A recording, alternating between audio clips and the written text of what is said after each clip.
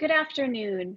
Welcome to today's Brown Healthy Fall webinar, Update to Brown's Fall 2020 Plan. My name is Marguerite Utes, and I'm Chief of Staff and Assistant to President Paxson of Brown University. I'm delighted to welcome you here today, and we have several hundred people on the line now. We're planning to spend the bulk of the hour answering questions, and we've received a multitude of questions through the registration process, but I also want to encourage everyone to submit a question through the Q&A tool today. We're hoping to get to as many questions as possible, but I hope you understand that we've gotten quite a lot, and so we'll do our best to move through them quickly. Before we jump into questions, I wanted to briefly introduce all of today's panelists, my excellent colleagues. And so we have today Corin Bakkegaard, Associate Vice President for Campus Life and Dean of Students, Dr. Vanessa Brito, Associate Vice President for Health and Wellness and Executive Director of University Health Services. We have Eric Estes, Vice President for Campus Life and Student Services, Jim Tilton, Dean of Financial Aid, Rashid Zia, Dean of the College, and Wynette Zupardi, Senior Director of University Receivables and Commerce. So great. Thank you all for joining today, and we will jump straight into questions. So there's a lot of different questions on a multitude of topics, including testing and off-campus housing, and so we'll make sure to get to all of those. But I wanted to talk about first is to have start with a broader question about student services and what will be available to students, whether they're able to live on campus or off campus or study remotely. Some people are already asking about the availability of mental health services and other telehealth services. So Vanessa and Eric, would you just talk a little bit about what sort of services students will be able to access this fall, and maybe talk about what was learned during the course of the end of the spring semester? Sure, I'd be happy to start, and then Vanessa, I'm sure will have more to say. Last spring we realized in March that it would be very important in Campus Life, and Campus Life as a division has a lot of the resources that support students outside of the classroom, that it would be very important for students to be able to access those resources regardless of where they were presently in terms of their geography. And so I have to say I'm grateful to my colleagues who worked very hard last spring to make sure that offices, the resources they offered, the support that they offered could be available regardless of location of study. And so that continued this summer and will certainly continue into this academic year. So for example, I'll just talk about a couple that are really important, although they're all important. And then Vanessa might want to give a little bit more detail on some of the health and wellness resources. But, so for example, student support services, deans in that office are really important for students when they encounter challenges, have questions. It's a great place to start, and that they can really walk alongside a student to help them figure out what their resources and options are. Deans in that office have been available remotely for students since March, and continue to work with them, have worked with them over the course of the summer, and will continue to do so into the fall academic term. The other centers and offices in the division are available virtually to work with students. CAPS, Counseling and Psychological Services, for example, has been doing teletherapy since March, and will continue to be accessible to students again, regardless of geographically where a student is located. But I'll also turn it over to Vanessa, who might want to share a little bit more about the health and wellness resources.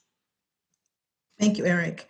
So yes, health and wellness comprised of 5 areas: health, counseling, emergency medical services, Be Well Health promotion, as well as accessibility services. Health and the health services and CAP services, as Eric said, are actively engaged with students no matter where they are. They're providing telehealth and teletherapy services. We find that students are very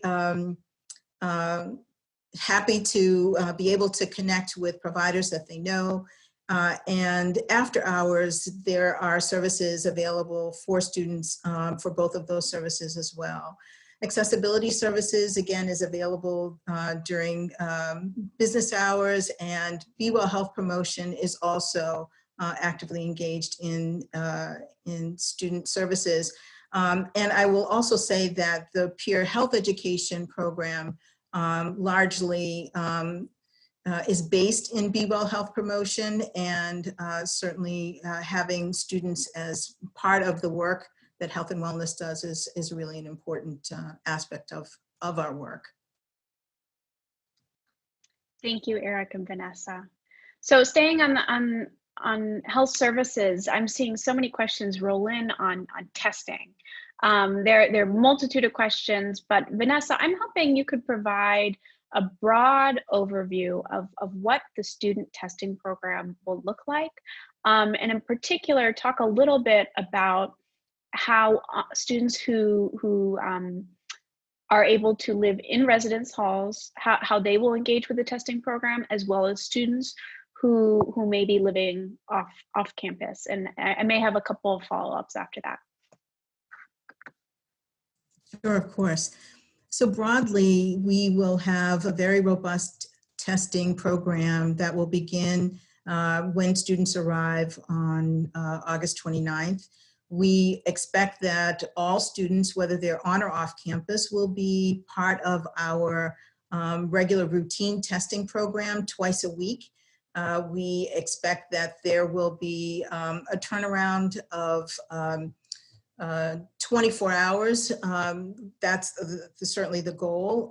We are working very closely with a third-party vendor called Verily, and our test results will be, our tests will be processed at the Broad Institute. We'll be using PCR testing, and it will be both self-administered as well as clinically observed. So if a student is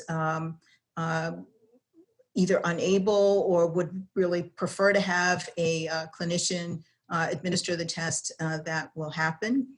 If students are on or off campus and develop symptoms, we certainly want them to contact the health service, so be evaluated by a clinician at the health service. We have an annex that we will be using to support the care of students with respiratory symptoms. And at that particular location, once a clinical evaluation is done, if it's deemed appropriate, a student will have a test done at that location, and will have the test results expedited such that students can be given that information as quickly as possible.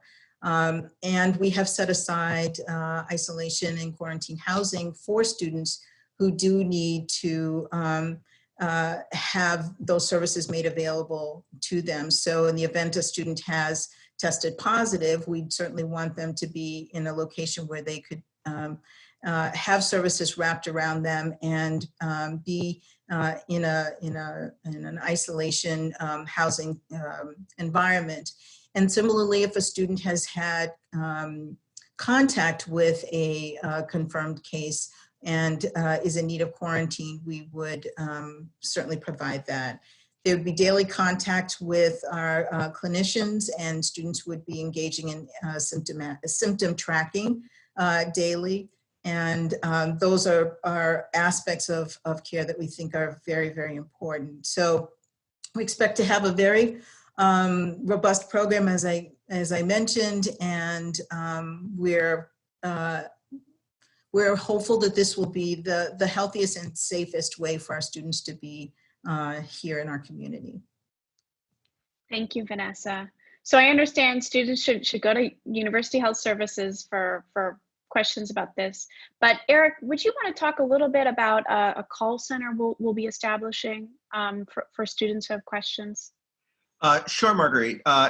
Just so you know, there is a significant infrastructure being put in place to support what Vanessa has just described. There are probably about 40 staff who have been assigned to different groups to help put all of this in place and support students as they navigate it. So there's a group of people working on the student lists to make sure that each week there is an accurate list of students who should be contacted about testing. And there's a group working on, follow-up. So if a student forgets their appointment or needs to reschedule their appointment, is able to work with them, a team doing that kind of follow-up. And to your point, Marguerite, there is a team that's going to be staffing a call center so that if students have questions that come up during the course of participating in Brown Student Testing Program, they can call, talk to a staff person, get an answer to their question. And so there's going to be a lot of support around how to navigate what Vanessa and her colleagues in student health are doing, but also what Brown is doing more broadly around student testing. Thank you, Eric. So as I'm sure many people on the call are aware, students were given the choice to choose remote learning. And as of last week, students were given the opportunity to apply for permission to return to residence halls prior to Labor Day. For those students who will be granted permission, and Eric, it would be great, or Corin, if you could tell us when students can expect to hear back on those applications. There are a couple of questions just about what students who are granted permission will expect once they do arrive on campus, and we're specifically about this new period, 2-week period we're calling the quiet period. So if one of you could just address, when students can start to hear back on the applications, as well as dig into a little bit of what the quiet period is for students, what they will be allowed to do, what are the limitations, and there might be a couple of follow-ups on that too. Sure, I'm happy to take the first part of that question, and if there are things that Vanessa may want to fill in about the quiet period, I'll make sure that I allow time for that. We let students know that those who submitted an application to be able to come to the campus residence halls as originally scheduled at the end of August and the first day in September, that application deadline was last night at midnight, and we're in the process of reading those applications. We have assured students that they will know by the end of the day on Wednesday what the outcome of their application is. I'm happy to say that process is moving along faster than we anticipated, so we may even be able to notify students tomorrow of the outcome of their application, because we do want them to have as much time as possible once they know the outcome of their application to be able to make their plans. We've also ensured that students will be able to maintain their currently scheduled move-in dates. So if students were scheduled to arrive on August 29th and they receive approval to come, that will remain their move-in date, so that any students who had already made travel plans and apply to come on that date will still be able to come in on that date. We'll be providing more detailed information next week about what move-in will look like, because again, we want to be sure that we're staggering the arrival over those 4 days so that we have as de-densified an arrival as possible for the safety of all of our students and staff. I think that we have chatted the link to the detailed information that's on the Healthy Brown website about the quiet period.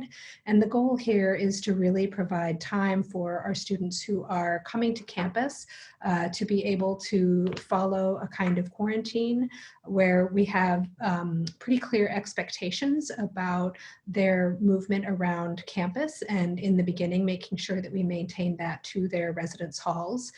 We have plans in place to make sure that students have what they need related to meals and related to any health care that they may need to access in that time. So we'll be sure that students have good support about what's allowed and making sure that their needs are met during that time. One thing we want to make sure, we've been trying to put this information in our communications to students that they're aware. We're advising students to pack light if they are coming to campus, both so that they can move in quickly, and in the event we need to make any modifications, that students can be nimble. And the other thing that we're noting is that mail services will be closed and the bookstore during the quiet period, because we want to make sure that students are best able to follow those guidelines around restricted movement. So one thing we want to make sure that students understand is not to be shipping anything to themselves that they will need immediately during the quiet period, since mail services will be closed for that period of time. For our off-campus students, we're also asking them not to come to campus during the quiet period. They need to be following whatever the quarantine guidelines are from the Rhode Island Department of Health. And so during that period of time, any students who are living in the Providence area off campus, we are asking not to be coming onto campus during that quiet period. And Vanessa, I don't know if there are more things you would like to add about the expectations during quiet period. Corin, I think you summarized it well. I'll leave time for specific questions that people might have around the quiet period, but I think you did a really great job. Thank you, Corin. So I encourage other folks with additional questions to visit the link with the FAQ link on the quiet period. But I did want to follow up with a question about off-campus housing, Corin, so that a number of people are submitting questions today about who's allowed to live off campus, specifically if sophomores are allowed to live off campus. Would you give us an update on where we are with off-campus permission for the various class years, as well as what the expectations are for students and making sure that they are accurately relaying where they will be studying to the university? Yes, a few different things here. The off-campus permissions that have been extended are only for juniors. We do not extend off-campus permission for sophomores or second-year students unless there are really extraordinary circumstances where we can't meet their needs in on-campus housing, and that would be a very, very small number of students. So second-year students or sophomores who are inquiring about off-campus permission should know that we're not granting off-campus permission for second-year students. For our students who are living off campus, it's a very timely question because as we speak, we are sending a message to all of our students who have accepted off-campus permission, those juniors and the seniors who we know will be living off campus. They'll be receiving a communication from us in the next hour or so, that's probably sending right now, saying that we would really like them, first of all, if they are able to postpone their arrival to Providence, that's the very best thing. As President Paxson outlined in her communication last week, the goal here is to really be sure that we're phasing in students' return to Providence to best protect the safety and the health and the well-being both of our Brown community and the greater Providence community. So any off-campus students who can delay their arrival until we hear the next phase on September 11th is advised. We also know at the same time that many of our students have been in the Providence area for a while this summer. They had leases that started and they were already present. So the communication we're sending to our off-campus students today is to ask them to register with us the date that they intend to return to the Providence area. And one of the options is that I'm already here in Providence. Because what do we want to be sure to do is to be able to enroll those off-campus students who are already in the Providence area or are arriving soon. We need to enroll them in the testing program, and we need to make sure that they get the information and the education and the support that they need in order to follow those guidelines. So we will be, as soon as we have that information from our off-campus students, there'll be another communication on Friday to all of the students who will be in the Providence area in the next few weeks, making sure that they have the information that they need to return safely and to follow the guidelines and be enrolled in and begin testing. Thank you. So now I'm seeing actually a couple of follow-ups to the quiet period. So I'll just ask a few here now. One is that if there is a student who's living off campus with permission, and they obviously need to follow the initial quarantine period, will they get access to the testing period right away? Vanessa, would you be able to provide some clarity on that? Yes, they will have access to the testing right away. We want all students on and off campus to be enrolled in the testing program. Yes. Great, thank you. And another question, and this I think is maybe best directed at Eric and perhaps Rashid.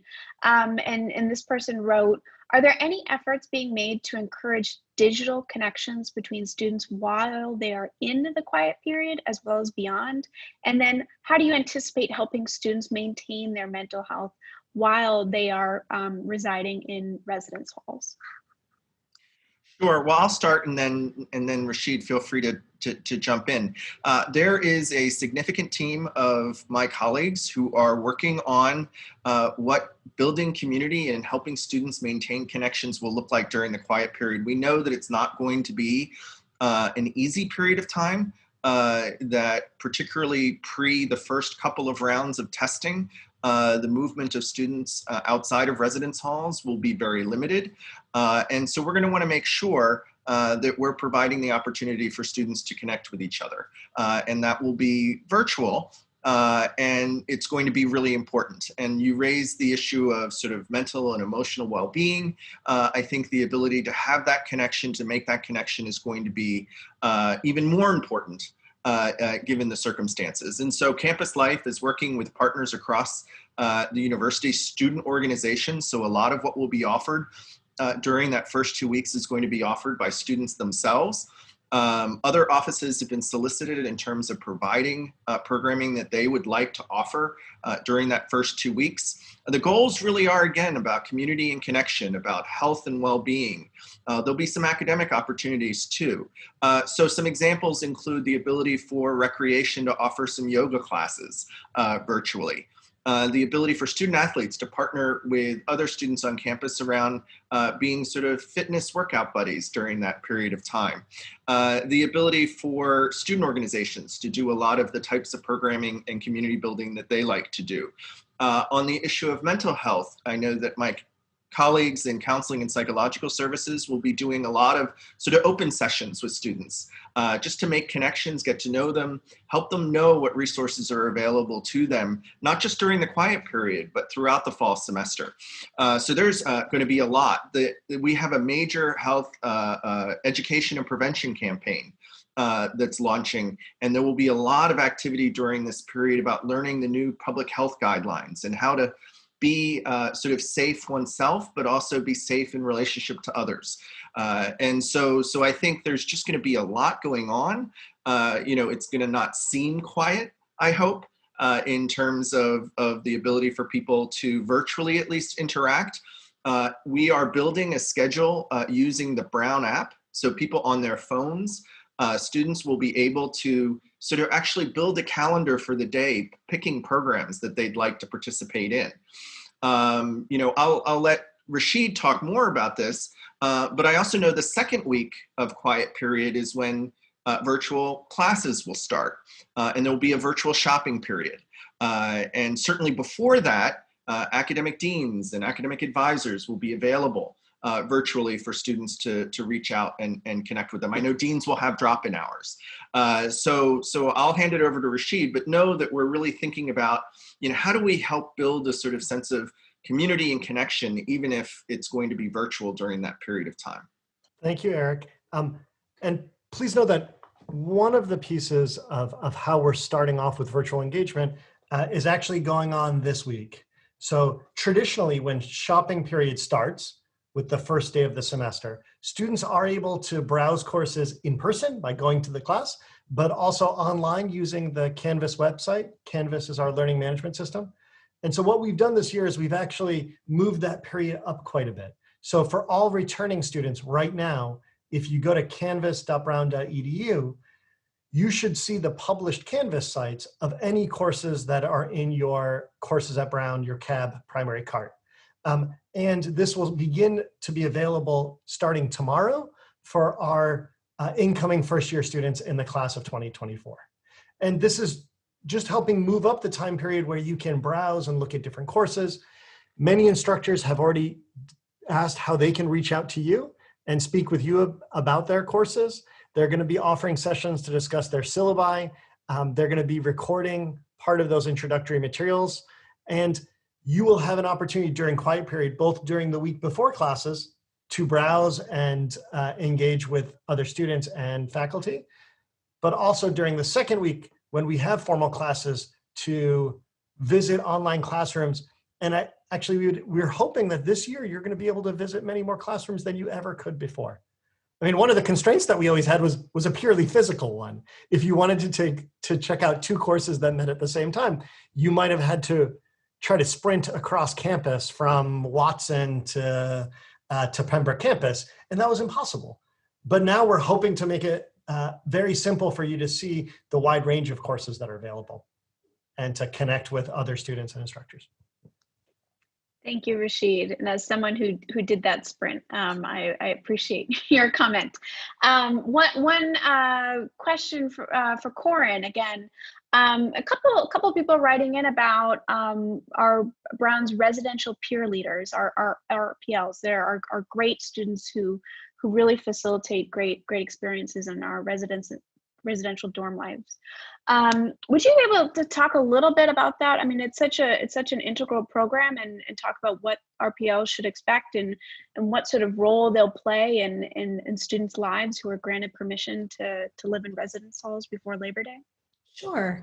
And for those who may not know, the residential peer leaders are our student staff who work in the residences with a subset of students who are in their building. When we made the transition in the spring to transition to remote learning, we were able to experiment for the first time with remote RPLs so that our student staff were continuing to maintain relationships and connections with residents who had been living together and then were dispersed through that transition. So some of the things that we're imagining for the fall will be having RPLs who are on campus, working and serving in the residence halls with residential students. And in the beginning, that will be our much smaller group of students who will be coming in phase one, but the RPLs will be here to help those students transition into the residence hall, to honor and understand those guidelines related to the quiet period, to help support them in building pod configurations and smaller groups of students who have some shared practices around their public health guidelines. And then we'll also have some number of RPLs who are serving in a remote capacity. So the communities that they will be supporting and upholding, that they'll be forming those connections with, will be remote for those first several weeks while we understand if our public health situation allows us to go on to phase two. So our RPLs, I think, will be even more important than ever because they are supporting such an important educational campaign and public health campaign, making sure that our students have what they needed and are connected to resources in this initially remote environment that will also be somewhat in person. And like I said, they will also have a significant role working with and supporting our students who are not yet physically on campus, but we would imagine being on campus if we're able to go on into phase two. So the RPLs who are able to return in phase one were able to indicate that and let us know. So they will be joining us at the end of August when those students who have applied for and will be approved for the end of August arrival are coming and joining us on campus. Thank you, Corin. And I'd like to turn back to Rashid and hear a little bit more about what students can expect in terms of their academic experience. I know faculty and administrators have been working tirelessly this fall to ensure that students are able to access Brown's excellent education, be it remotely, be it in person or in hybrid. Could you talk a little bit about what students will expect, and particularly if you could talk even, how are faculty thinking about ensuring students have interactive experiences? And I know there have been some talk about lab kits and how to facilitate certain types of courses in a new way. You could just talk a little bit about that. That would be great. Of course. So I would say that throughout the summer, our instructors, our faculty have been working tirelessly on updating their courses for this year. Brown chose to take a very different approach to the academic year for 2021 by having a 3-semester model. And this allowed many instructors to plan and shift their courses accordingly. Those that knew that they were going to be teaching in the fall have been preparing for months for the understanding that they would have students in person, but also students in every classroom who would be studying remotely from outside of the Providence area. And in doing this, many of us have been looking to the lessons learned from spring to see what worked well and what we can do again, and what we could help to improve. So among the lessons for what we can do well, I saw in the chat there were questions about how do we do discussion-based courses in a remote learning environment. And I'd actually say that there were a lot of things that were discovered during the spring semester. There were classes that had asynchronous discussions where they moved the reading response process. Rather than being a reading response that you shared with the instructor, they became reading responses that were shared in advance with the class. And then others could tie on to those threads. And students reported that these silent discussions or these silent meetings actually helped to prepare them for the virtual meetings that they had and to give them a greater sense of voice. Oftentimes students that may not have been immediately comfortable speaking in an in-person classroom. There were also students that reported that the move to virtual participation helped them to engage with instructors more one-on-one. For example, we saw that office hours became much better attended during spring, in part because everyone could fit in the room together. So as an instructor in engineering, I remember having office hours in my office when I taught a relatively large class, and we could only fit 10, 15 people together crammed around a table working on problems. But what we discovered is we were able to do that at times and places online that we just weren't able to do in the past on the campus. And so we know that many instructors are going to be making one-on-one connections, small group connections. In particular, in discussion courses, in the past, the discussions at whatever scale were determined by the confines of the room. So if you had a 20-person seminar, we were talking at tables of 20 people. But last semester, what many instructors started to use were Zoom breakout rooms, able to break up the conversation into smaller groups so that everyone had a chance to participate, including those that might not have been so comfortable at the beginning, and then using that participation to report out to the class. So we believe that there are lots of opportunities for innovation now that will help make the classroom more interactive, even when we're participating in a hybrid or an online fashion. There were other classes that are challenging. Marguerite, as you said, lab classes. And what many of the lab faculty, the performance faculty have been working on is how do we help bring the lab to where you are? How do we help to design kits, to send materials, or to build experiments using the materials that you have in your home that can help us to understand the basic phenomenon that we're trying to explore? Or how can we do performance-based classes online in the spaces that we have? And oftentimes we've discovered that the constraints that we have now are very different than the ones we had before. And so best practices evolve. I sincerely hope that students know that we understand that we need to get materials to you and to engage you where you are. And so many portions of classes will be asynchronous because we think that that might be best for engaging people dispersed around the globe. But many instructors also are hoping to have synchronous components that you can participate in so that we still have a sense of time and place together. If it's okay, Marguerite, I also saw in the chat that there are many questions about some really practical things about academics. For example, I was going to ask you about the library. I know you're not in charge of the library, but that's a hot question today. So yes, the libraries are working on a plan for opening up to students and are actually working on systems to help ensure that the study spaces that exist within the library might be things that you can reserve so that you know that there's a space in the library before going there, and so that we would be able to ensure that we're socially distancing in the library setting, but that you still have access to it. And the library staff has been working endlessly to help digitize materials and also to help make materials available for socially distant, non-contact pickup as well. And they've been partnering with the Brown Bookstore. We know that getting course materials at the start of a semester can be a really difficult task in the best of times. And the Brown Bookstore, in partnership with the library, the college, the Office of Financial Aid, and others, has been working on the book and course material support program for our first and second year students on financial aid.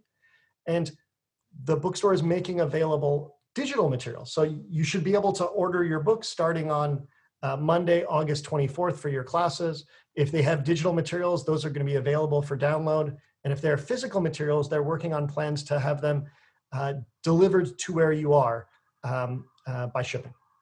Thank you, Rashid. That's great. So switching gears a little bit, there have been a couple questions from people about a variety of different fees. So the university, in addition to tuition, there's a health services fee, off-campus fee. There are a couple more. Eric and Rashid, I know you sent a communication to students about that last week. I don't think you need to go into great detail here, but could you just give a brief overview of where we are in that respect, and if Jim Tilton and Wynette Zupardi want to jump in, that would be great too. Sure. So I'll start, and then others should feel free to join in.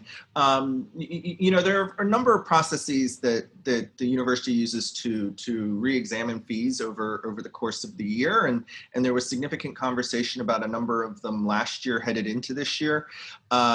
We decided to waive a number of fees headed into this fall to reflect the number of students who would choose to study remotely. And we sent a notice to students to inform them of that. And then also, as a part of that process last year and into this year, there were several fees that I think just had been around for a while, and looking at them, we made the decision that we could kind of do away with them, waive them for this year, and then eliminate them moving forward into the future. So things like the readmission from leave fee, and a fee that came about probably at a time when there was a lot more paper as opposed to electronic processes, and made more sense in the past than it does now, and we decided that was a fee that we no longer wanted to charge. So that summary is available online, and people can take a look at it, but we wanted to sort of take another look at the fees in recognition of the current situation, and also sort of the evolution of fees over time. And we hope that that's been helpful. Thank you. Wynette and Jim, anything else you'd like to add on that front, or just what students and parents can expect on the billing front or financial aid?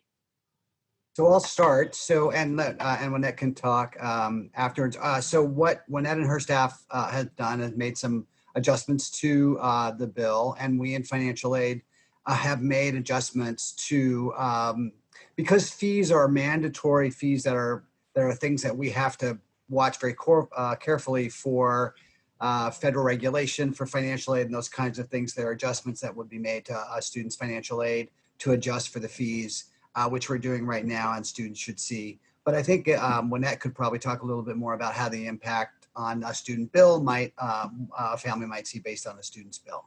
Sure, thanks, Jim. So all of the adjustments that were mentioned in the communication last week were adjusted on the student account as of Thursday of last week. So students and families that have access to the student account can see those adjustments by visiting their student account at payment.brown.edu.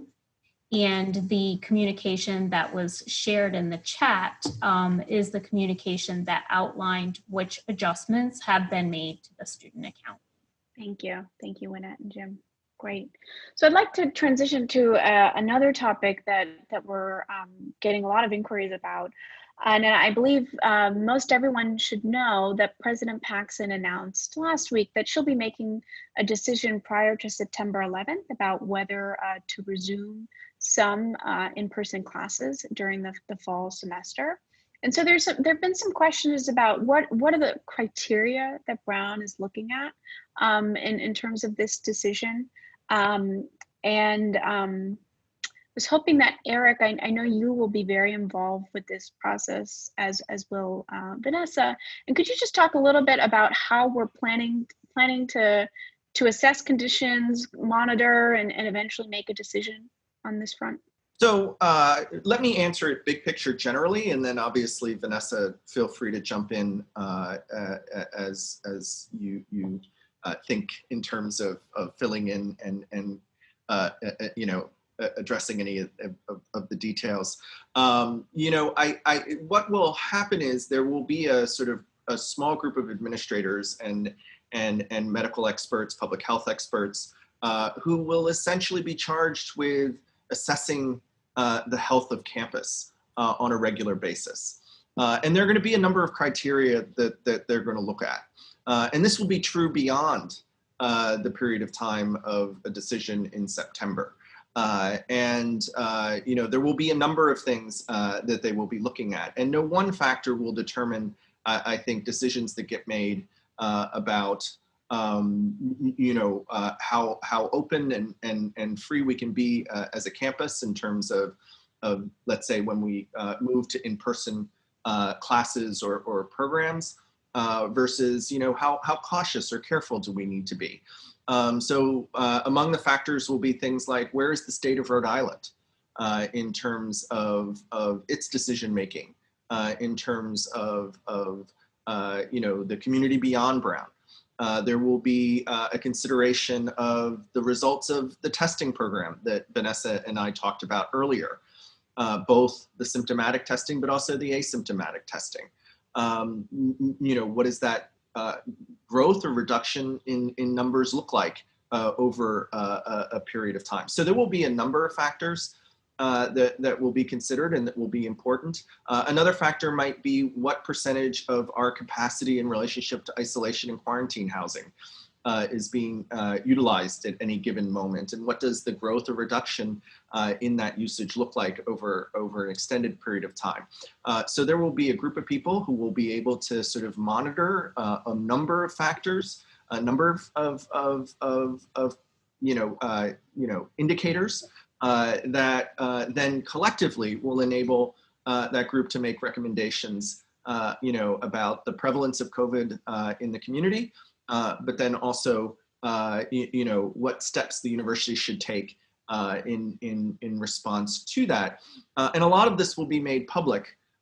You know, we will be moving towards a sort of dashboard-like representation, so that people will know what the results of the student and employee testing looks like, right? We're going to protect people's sort of privacy, but at a sort of community level, the ability to enable people to know what the health of the community looks like at any given moment, I think is going to be important. And the transparency in terms of being able to share some of that information is going to be really important.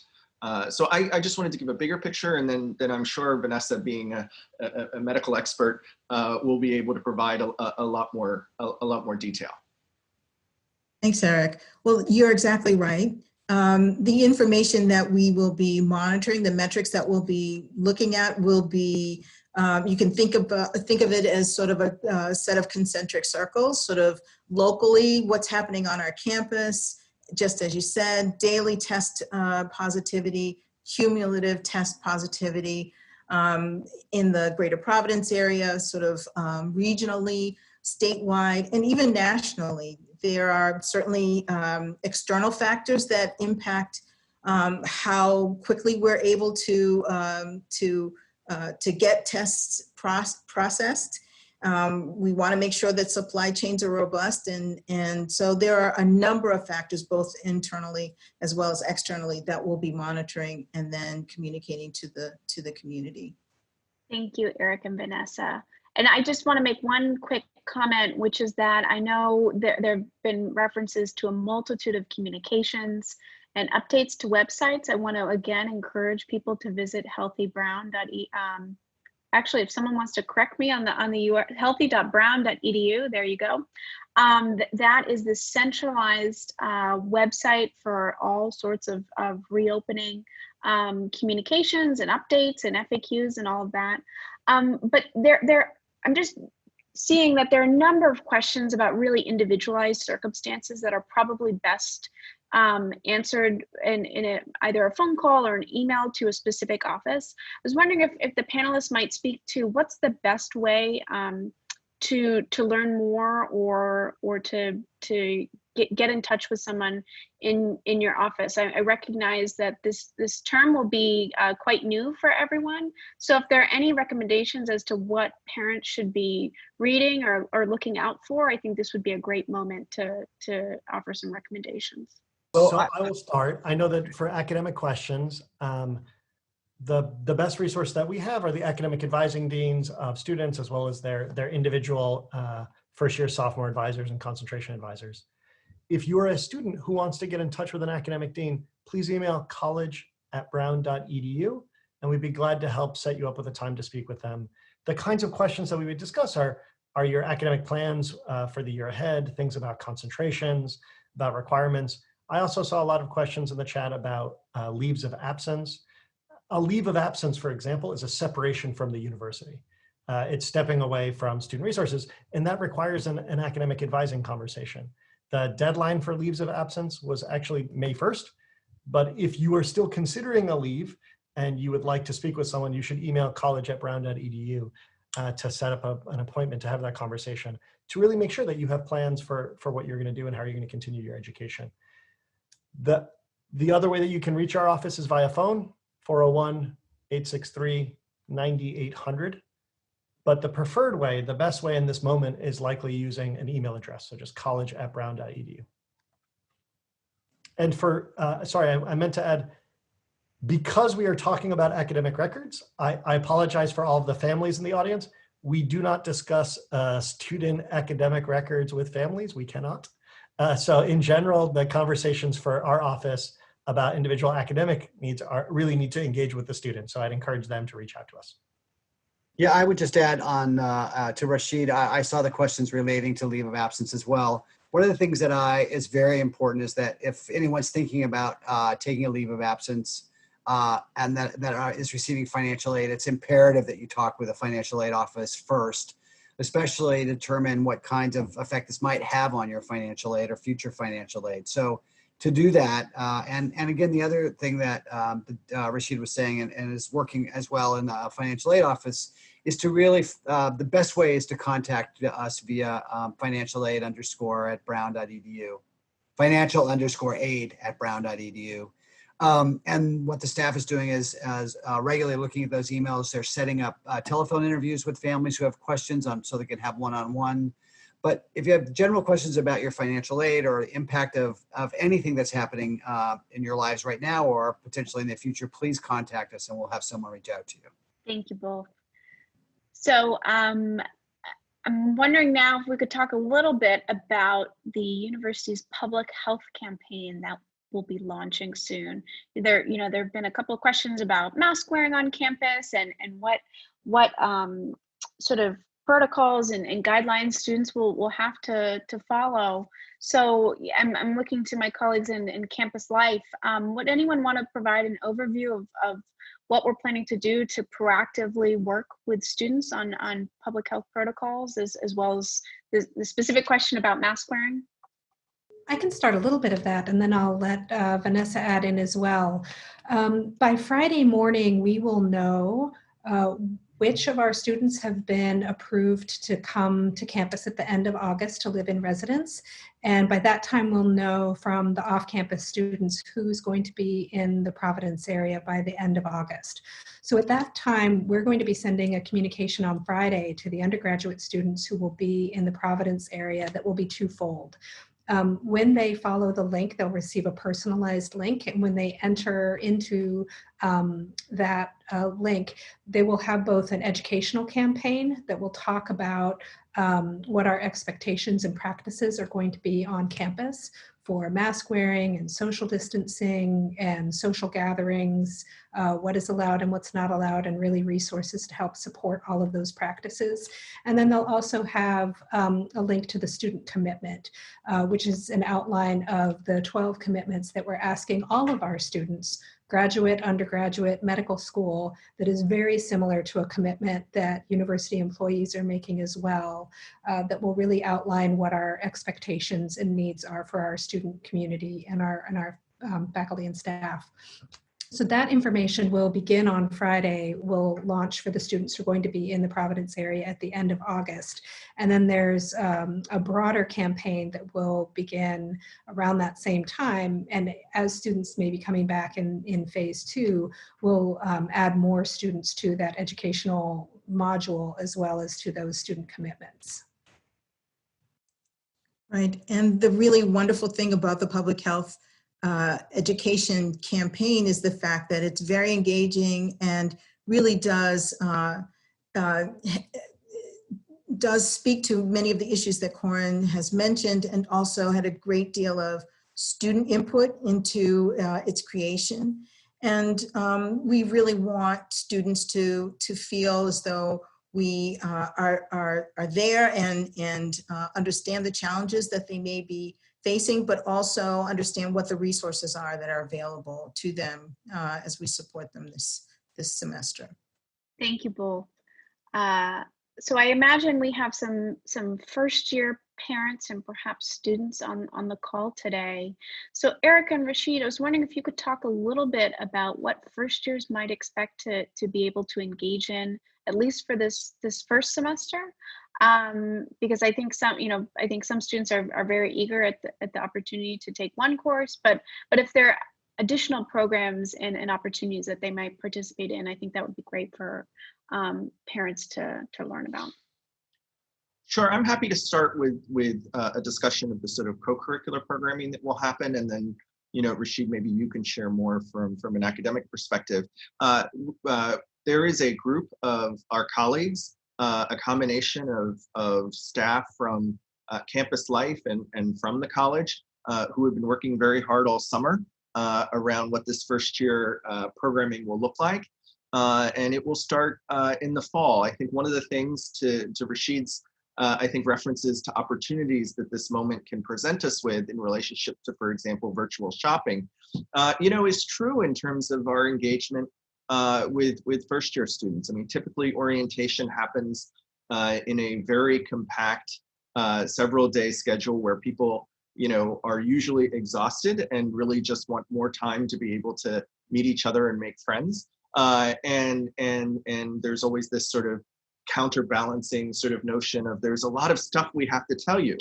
And then there are all these wonderful studies that show how much or not students remember post-orientation about what we've tried to share with them. And I think one of the opportunities that this first year group has really taken up is the idea of really thinking about how we can put together an engagement process that really lasts the course of the fall semester, and then hopefully in terms of then in the spring when we're able to be in person. And so they're coming up with different tracks around different types of engagement, where colleagues from different parts of the university will be brought in to interact with them.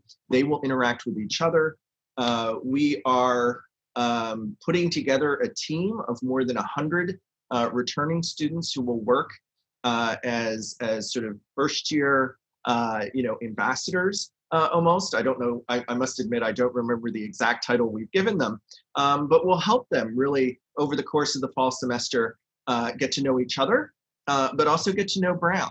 And so there's going to be a lot of opportunity in that fall semester for students to kind of craft their own engagement, again, with each other and with the university. Some will want a lot, some will want some, but we're really going to want it to work for everybody. And I think, first years, I hope, will be really excited about the opportunities that will present for them to get to know each other and get to know the larger Brown community.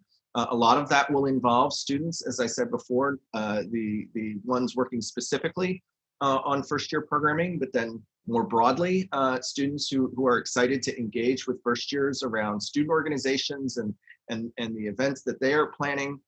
in the fall semester. So I think it's going to be, I hope, really exciting from a co-curricular standpoint.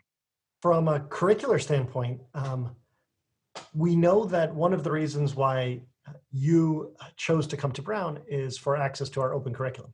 And the open curriculum is about you being an active participant in framing your own education, in making choices, in exploring. And that's why we wanted to give you the opportunity, although it's still a choice, to engage in one class free of charge this fall, completely online. Usually the process of choosing a class for first years is done in person the day before classes begin at Brown, so that we have a series of discussions about how you might choose a class, what prerequisites look like, how you might choose from the 1,000 options. This year, we wanted to help you get started earlier, which is why we asked you to start engaging with Courses at Brown, the website that lists all classes at the university. And this is why we started to pair you with courses for pre-registration. The one thing to know, though, is that at Brown, pre-registration is rarely, the courses that you pre-register for are rarely the courses that you ultimately take, because you might be excited by so many things. So if you weren't matched with the course that is your top choice, please know that you'll have an opportunity as first years to explore, to shop a variety of courses when the semester begins, and then to change your choice. The other question that I've seen in the chat is that many first years and I believe their families are asking, is it possible for us to enroll fully remotely online? And the answer is no. When we laid out the 3 semester plans for the academic year, we built them in large part to help ensure that we can invite you to campus together as a cohort, that we could invite you to start in the spring semester together. So I know that some of you are eager to get started, that you want to take 4 or 5 courses right away. What I would encourage you to do is to find a course that is really challenging and take that one, because you can dive into great depth in any number of courses at the university, and you could spend as much time as supports your learning. Or if you have other plans, please know that the choice is up to you. You do not need to take a course this fall. So if you would prefer to be with your family, to be with your loved ones, if you want to get involved, we're going to be talking about civic engagement this fall as part of the first year programming. You might want to get involved online. So there are lots of other opportunities to you, co-curricular and curricular, but again, it's your choice about the level of participation that you would like to have. Thank you, Eric and Rashid. And so with that, we've come to the end of our time together today. I want to thank all of our panelists today for being here and answering so many questions. I do apologize, we were not able to get to every single question. I encourage you to follow up with the email address is listed in the chat or ones that were shared today. And again, please continue to go to healthy.brown.edu for the most up-to-date information about your students. And again, thank you all for joining today, and I hope everyone has a wonderful day. Thank you.